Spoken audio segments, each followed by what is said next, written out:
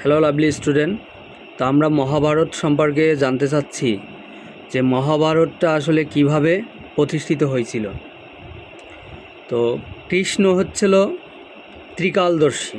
কৃষ্ণ কি ত্রিকালদর্শী? যিনি শ্যাম সুন্দর, যিনি এই পৃথিবীকে সুন্দর রূপ দান করছে। তিনি পৃথিবীতে আসছে শুধুমাত্র মানুষদেরকে সঠিক জ্ঞান শিক্ষা দিতে, যুদ্ধ বিদ্যা ধর্ম এগুলো শিক্ষা দেওয়ার জন্য। এখন তুমি যদি দেখো যে বাংলাদেশ একটা সময় ছিল মহাভারতের অংশ, তাহলে বাংলাদেশ কলাম এখন সে নিজস্ব একটা দেশ। কিন্তু তার পিছনে দুইটা দেশ তাকে কি করে রাখছে, মানে হিপনোটাইজ, মানে মস্তিষ্ককে বাংলাদেশেরকে দুর্বল করে রাখছে। মানে বাংলাদেশে যারা থাকে বসবাস করে তারা এই যে ইন্ডিয়া এবং পাকিস্তানের কাছে হিপনোটাইজ, মানে তারা ছিল বিভ্রান্তের ভিতরে বাংলাদেশটা সবসময়ের জন্য থাকে। আর বর্তমান সময়ে বাংলাদেশে কয়টা দল আছে? 4টে দল আছে। কোন কোন দল? যে একটা হচ্ছে আওয়ামী লীগ, একটা বিএনপি, একটা জামাত ইসলাম, আর একটা এনসিপি। দেখো, মহাভারতে দুইটা দল ছিল, একটা হচ্ছে কৌরব এবং একটা হচ্ছে পাণ্ডব, দুইটা শিবির। তো এখন শিবিরের সংখ্যা 4টা। তাহলে রণক্ষেত্র যুদ্ধ যদিও হয়, এখানে অনেক ভয়ানক, মানে যদিও আমরা দেখতেছি আমরা কলিযুগের ভিতরে আছি, তো এখানে আমাদের দেখা যাচ্ছে যে আমরা এখানে ভয়ানক পরিস্থিতির ভিতরে আছে। যখন আওয়ামী লীগ এবং বিএনপি ছিল, তাদের ভিতরে হত্যা রাহাজানিগুলো চলতো, মারামারি, একটা দল যেত একটা দল আসতো। কিন্তু একটা সময় একটা দলই শুধুমাত্র থাকার কারণে কী হয়েছে, যে পৃথিবীতে বা বাংলাদেশের ভিতরে মানে পৃথিবীর ভারসাম্য নষ্ট হয়েছে। বাংলাদেশ তথা পৃথিবীতে যারাই থাকবে, যারা সবসময় একাই টিকে থাকবে, তারা কি করবে? ভারসাম্য নষ্ট করবে। যেরকম সর্প, সাপেরা, নাগেরা পৃথিবী থেকে সব ধ্বংস করতে চাইছিল, সব নাগদেরকে। কিন্তু বলছিল যদি সব সাপ এবং সব নাগ যদি ধ্বংস হয়ে যায় তাহলে ভারসাম্য নষ্ট হবে। তাহলে এখন কলাম আওয়ামী লীগ নেই, কিন্তু আওয়ামী লীগ যদি একেবারে না থাকে তাহলে কি হবে? একটা দল যদি না থাকে ভারসাম্য নষ্ট হবে, এবং যদি অন্য দলগুলোও না থাকে তাও ভারসাম্য নষ্ট হবে। তাহলে পৃথিবীতে কি হবে? যুদ্ধ হবে। এটা বাস্তব। এই যুদ্ধগুলো কেন হবে? যে তোমার যখন কর্ণ কী করছিল, সে তার বিদ্যা অর্জন করতে চাচ্ছিল, কিন্তু সে তাকে বারে বারে তাকে সুপুত্র বলে গালি দিচ্ছিল। মানুষেরা, জনগণ কী করতেছিল? তাকে গালিগালাজ করতেছিল সুপুত্র বলে, যে তোমার জন্মের ঠিক নেই, তোমার মা নেই, তোমার পিতা নেই। যারা আসিল সে পরিচয় দিচ্ছিল, আমার মা তো ব্রাহ্মণ, আমার মা তো ব্রাহ্মণ, আমার পিতা হয়তো সুপুত্র, কিন্তু তারপরেও আমার ভিতরে আমি বিদ্যা অর্জন করার জন্য পারফেক্ট। কর্ণ বলতেছিল জোর করে, কারণ সাধারণত মানুষ কলাম জানে যে কর্ণ কী ছিল। কর্ণ শক্তি, ধনুক, সব বিদ্যায় পারদর্শী, জ্ঞান, দূরদর্শিতা। এবং তারা যে পাণ্ডব ছিল, কর্ণর যে মা ছিল কুন্তী, এটা তো প্রকাশ না, অপ্রকাশিত। মানে মানুষের কাছে সাধারণ জনগণ কর্ণের পিতামাতা সম্পর্কে তেমন একটা জানতো না। কিন্তু কর্ণ যখন কুন্তীর কাছ থেকে যখন শুনছে, তখন কর্ণ বলছে যে মা, আপনার 5টা সন্তানই থাকবে, কিন্তু একটা সন্তান থাকবে না। কয়টা সন্তান থাকবে না? একটা সন্তান থাকবে না। সেই সন্তানটাকে, সেটা হচ্ছে অর্জুন, থাকবে না। কিন্তু অর্জুন কোন কোন শিক্ষায় পারদর্শী? মনে করো একটা হোস্টেলে তুমি যখন পড়াশোনা করতে যাবা, এখানে কর্ণ কী করছিল? দুর্যোধনের সাথে ছিল। কর্ণ কার সাথে ছিল? দুর্যোধনের সাথে, দুর্যোধনের বন্ধুদের সাথে, দুর্যোধনদের সাথে, রাজাদের ছেলেদের সাথে মিশতে এবং আরেক পাশে আর কিছু রাজাদের ছেলে পাণ্ডব, তারা তাদের মতো করে থাকতে থাকতে দুই পক্ষের ভিতরে একটা মনোমালিন্য সৃষ্টি হয়। কি হয়? মনোমালিন্য সৃষ্টি হয়।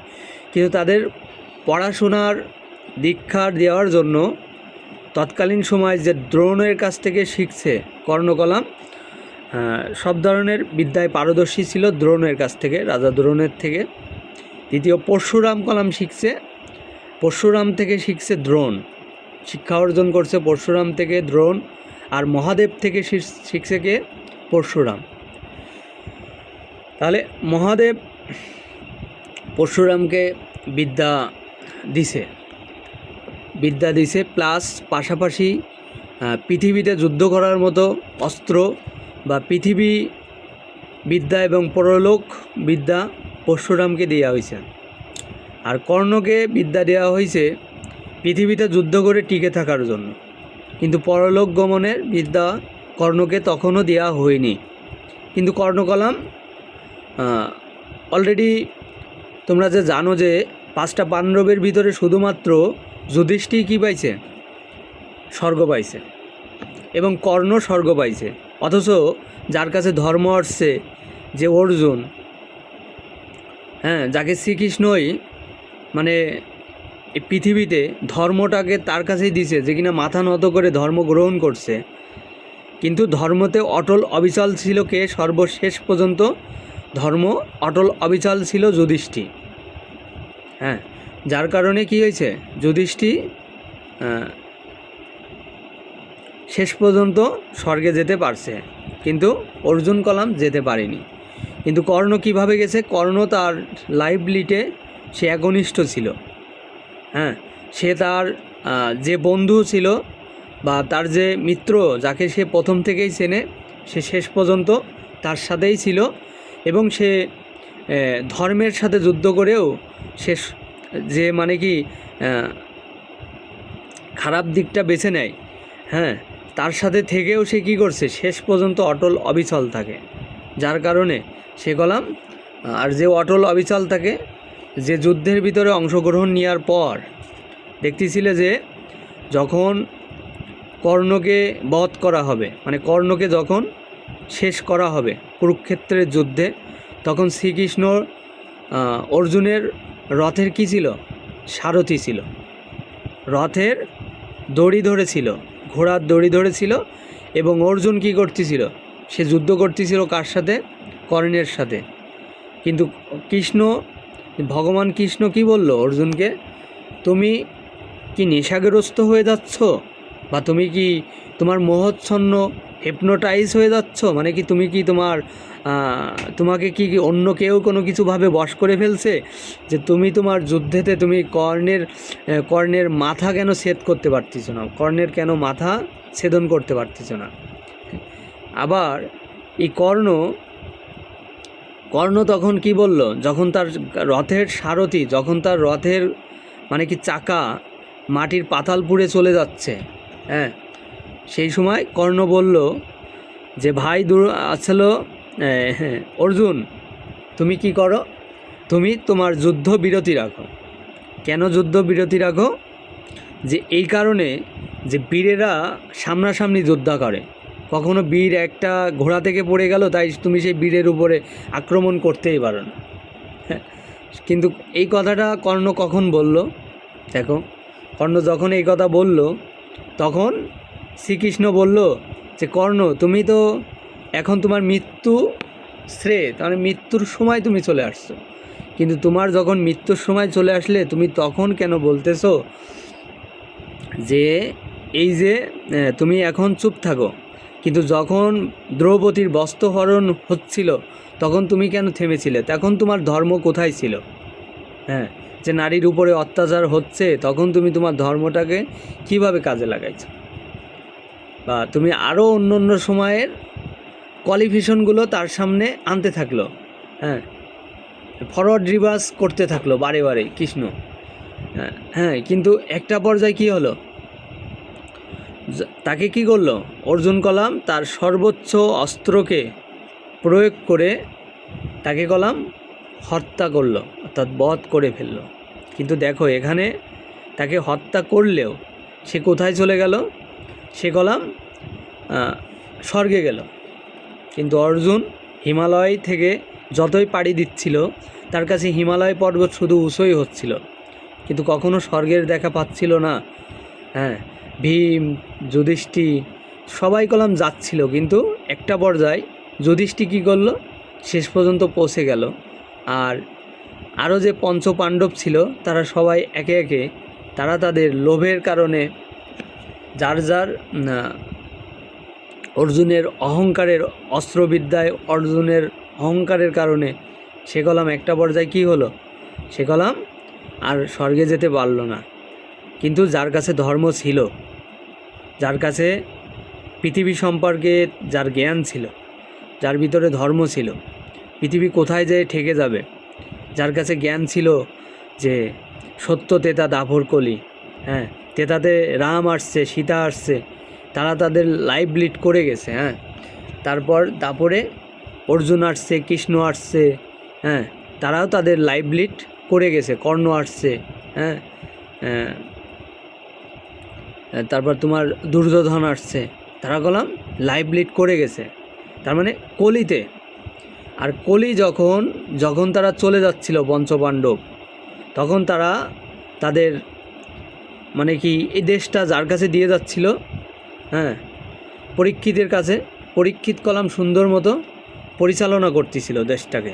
কিন্তু পরীক্ষিতের সামনে আসলো কি, কলি আসলো। কলি কলাম ভয়ঙ্কর রূপে আসলো। কলি বলল, আমি এই পৃথিবীতেই থাকবো, আমি যাব না, পৃথিবীতে থাকবো এবং আমি সবসময়ের জন্যই কী করব, পৃথিবীতে অশান্ত করে রাখবো।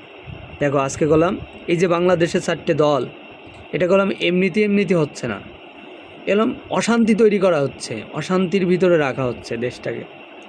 দেখো এই পৃথিবীতে ভগবান শ্রীকৃষ্ণ বলে গেল যে তুমি মানুষের কল্যাণে কাজ করো, হ্যাঁ, মানুষের ধর্মের সঠিক ব্যবহার করতে শেখাও, মানুষকে ভালোবাসতে শেখো, মানুষের পাশে থাকো, ইনসাফের সাথে বিচার করো। সব কিছু কলাম কর্ণের ভিতরে ছিল, কিন্তু কর্ণ কার সাথে যুদ্ধ করলো, ধর্মের সাথে যুদ্ধ করলো। কিন্তু সে ধর্মের সাথে যুদ্ধ করেও সে কোথায় চলে গেল?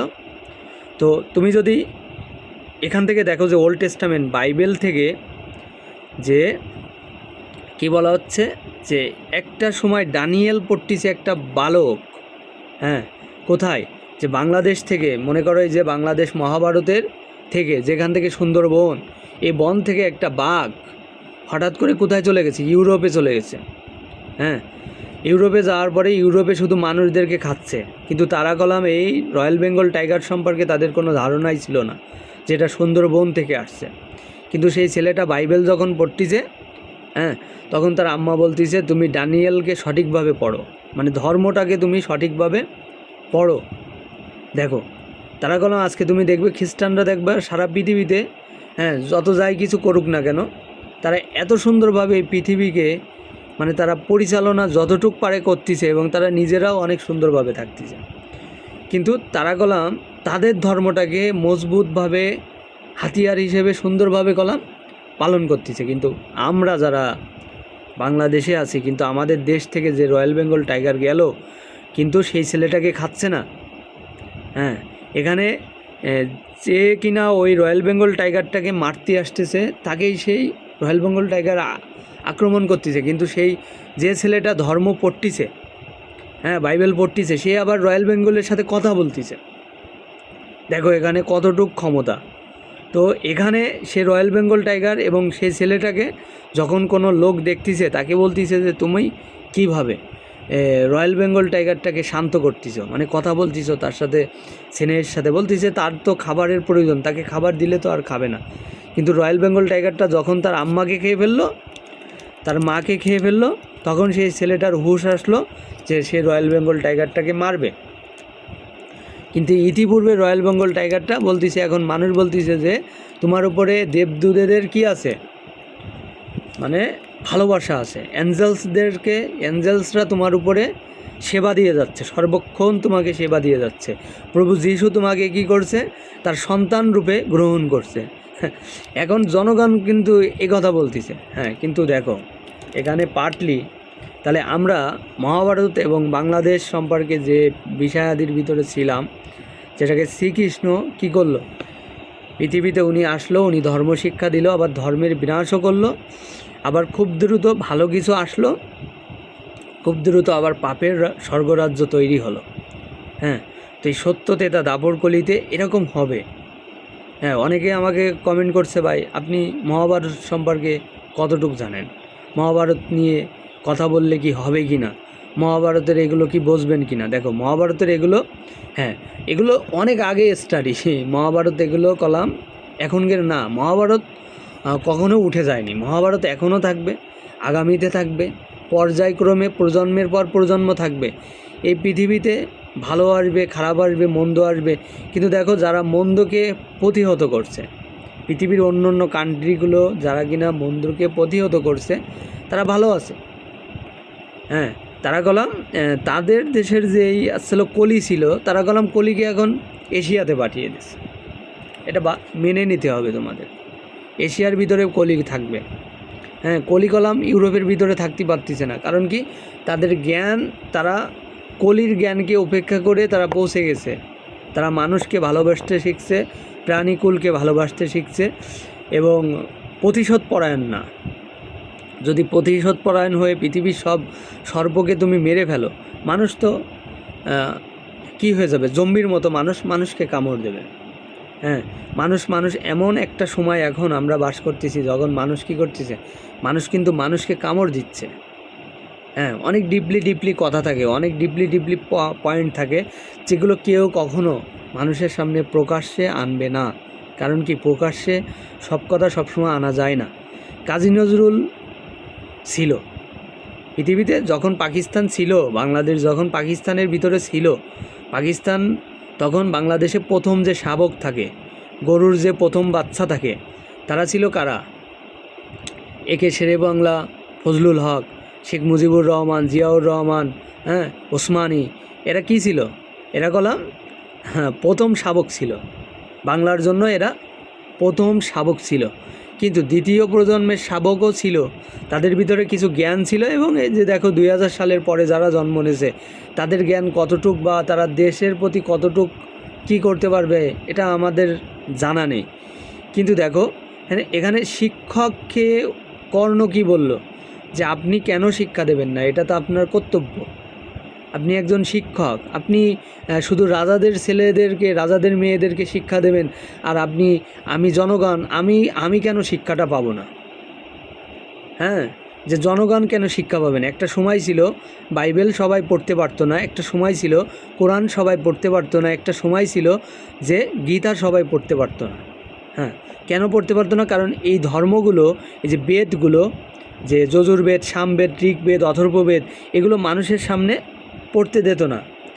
কিন্তু কি হতো, যে মানুষ যাতে পৃথিবী সম্পর্কে ভালো করে না জানতে পারে, এবং তারা যেন দাসত্ব খাটতে পারে। এখনও বাংলাদেশ কী করতেছে, সেই দাসত্বে থাকতেছে। কী কারণে? কারণ ওই যে তুমি তোমার ধর্মকে সঠিকভাবে না পড়ার কারণে তুমি সারা জীবন কী করতেছো, গোলামি করতেছো। হ্যাঁ, দেখা গেল একটা পর্যায়ে, এমন পর্যায়ে যাবে যে মানুষ এই গোলামি করতে করতে কলির ভিতরে থাকবে, এবং নৃশংসভাবে তারা মারা যেতে থাকবে, কিচ্ছু করার নেই। কারণ কি? কারণ সে তো তার ধর্মটাকে আঁকড়ে ধরিনি, সে তার ধর্মকে জানে না, সঠিকভাবে ধর্মকে নিচ্ছে না। যে সঠিকভাবে সে, যদিও সে ধর্ম নিচ্ছে, সে অন্য জাতির উপরে অত্যাচার করতেছে। আর যখন সে অত্যাচার করতেছে, তখন তো তুমি সেই সত্যকারের শিক্ষক হচ্ছ না, তুমি তো শিক্ষককে অপমান করতেছো। কিন্তু শিক্ষক থেকে সঠিক জ্ঞান তুমি নেওয়ার পরে সেই জ্ঞান সঠিকভাবে কাজে লাগাচ্ছ না। এরকম একটা পর্যায়ে যাচ্ছে কলাম, পর্যায়ক্রমে এমন সমস্যা কলাম হচ্ছে। মানে দেখো যে এখন বর্তমান পরিস্থিতি কোন পর্যায়ে গেছে, যে এই যে আমরা যে বাংলাদেশের ভিতরে আছি, পারফেক্টলি দেখো এই বাংলাদেশের এখন যে বর্তমান পরিস্থিতি, এখানে যে 4টে দল গঠন হয়ে গেছে, 4টে শিবির গঠন হয়ে গেছে, 4টে শিবিরের ভিতরে জনগণ এখন তুচ্ছ। হ্যাঁ, তারা তাদের নিরাপদে থাকবে না, কখনোই থাকবে না, কারণ জনগণকে সঠিক শিক্ষা দেওয়া হয়নি। ইতিপূর্বে যারা ছিল তারা জনগণকে সঠিক শিক্ষা দিয়ে যায়নি। হ্যাঁ, সে তার নিজস্ব কিছু শিক্ষা দেওয়ার কারণে কী হয়েছে, যেটা সত্য সেটা তো প্রকাশ করা লাগবে। নিজস্ব শিক্ষা দান করার কারণে জনগণের ভিতরে কী হয়েছে, একটা মানে কি শৃঙ্খল নষ্ট হয়েছে।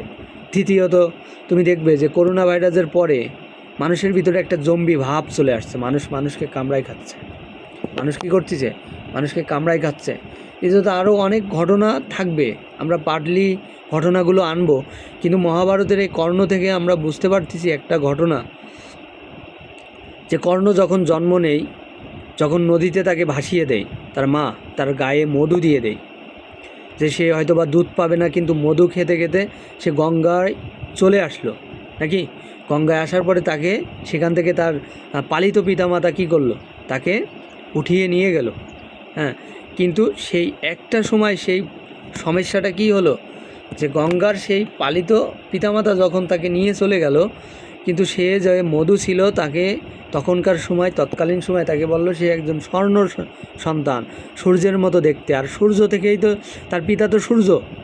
তার পিতা কে ছিল? তার পিতা ছিল সূর্য।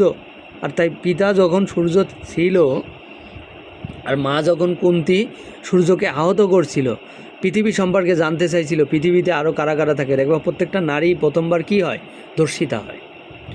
প্রথমবার ধর্ষিতা হয়, ছলনায় পড়ে, বিপদে পড়ে অনেক নারী, সব নারী না। তো সেসব নারীরা বেশিরভাগ চালাক চতুর হতে চায়, নিজেরা নিজেদেরকে চালাকি ভাবে, কিন্তু একটা সময় তারা গলাম চালাকি তাদের নষ্ট হয় পুরুষদের হাতে বা অন্য আততায়ের হাতে। তাদের সম্ভ্রাম, মানে তাদের ধর্ষিতা, এক পর্যায়ে ধর্ষিতা হয়ে যায়। তো এরকমই একটা ঘটনা চক্রে কি হয়? কর্ণের জন্ম হয়ে যায়। কিন্তু কর্ণ কি হয়? এগুলো বাস্তব। কর্ণকলাম স্বর্গে যেতে পারছে, হ্যাঁ, যুধিষ্ঠির কলাম স্বর্গে যেতে পারছে, কিন্তু যার কাছে ধর্ম আসলো, যে অর্জুন, আরও যে তাদের 4টে ভাই ছিল, মানে 3টে ভাই ছিল, তারাও কলাম শেষ পর্যন্ত অটল অবিচল ছিল না। তাদের কারোর ভিতরে লোভ ছিল, কারোর ভিতরে খাবারের প্রতি মোহ ছিল, হ্যাঁ, যেটা এখনও কলাম হচ্ছে। এগুলো বলার কিছু নেই। এই মোহগুলো যখন থাকবে, যে নারীর প্রতি লোভ ছিল, খাবারের প্রতি লোভ ছিল এবং অর্থ সম্পদের প্রতি লোভ ছিল, তারা কখনোই স্বর্গে যেতে পারেনি। হ্যাঁ, যার কাছে অহংকার ছিল সে কখনোই স্বর্গে যেতে পারেনি। আর যার কাছে অহংকার ছিল, বিদ্যা ছিল, কিন্তু যে একনিষ্ঠ ছিল, সে কলাম স্বর্গে গেল। যার কাছে ধর্ম ছিল সে স্বর্গ গেল। তো আমরা 2জন ব্যক্তিকে দেখলাম যারা স্বর্গে গেল, একজন খারাপ আত্মা আর একজন ভালো আত্মা, দুইটাই স্বর্গে গেল। খারাপ আত্মাও স্বর্গে গেল, কিন্তু মধ্যে পড়ে কী হলো? অনেক ভালো আত্মারা যারা শিক্ষা গ্রহণ করলো, তারা গলাম স্বর্গে যেতে পারলো না। তাহলে আজকে আমরা দেখলাম যে মহাভারতের একটা পাঠ, যে আমরা আজকে অনেক দল হয়ে গেল, বিশৃঙ্খলা সৃষ্টি হবে, কলিযুগ আসলো, এবং যে একটা খারাপ আত্মাও স্বর্গে গেল, একটি ভালো আত্মাও স্বর্গে গেল, স্বর্গে গমন করলো, তাদের সেই উদ্দেশ্য ভালো থাকার কারণে। তো হরে কৃষ্ণা, আমরা আজকে দেখলাম হিন্দু পাঠ মহাভারত। তো welcome, thank you so much. তো আমরা অবশ্যই চাই যে প্রত্যেকটা মানুষ যেন তার ধর্মটাকে ঠিক সেই ডানিয়েলের ভাষাতে, যেভাবে সেই ব্রিটিশ, সেই ইংল্যান্ডের সেই ছেলেটা যেভাবে বাইবেল পড়তেছিল বুঝে বুঝে, তার মা বলতেছিল তুমি এখানে ভুল করতেছো, তোমার পড়া সঠিক হচ্ছে না, তুমি বুঝে পড়ো, ঠিক যেন প্রত্যেকটা পৃথিবীতে প্রত্যেকটা মানুষ যেন তার ধর্মগ্রন্থটাকে বুঝে বুঝে পড়ে। যদি সে বুঝে বুঝে পড়ে, সে তাইলে কি না সে কী করতে পারবে? শেষ পর্যন্ত অটল এবং অবিচল থাকতে পারবে।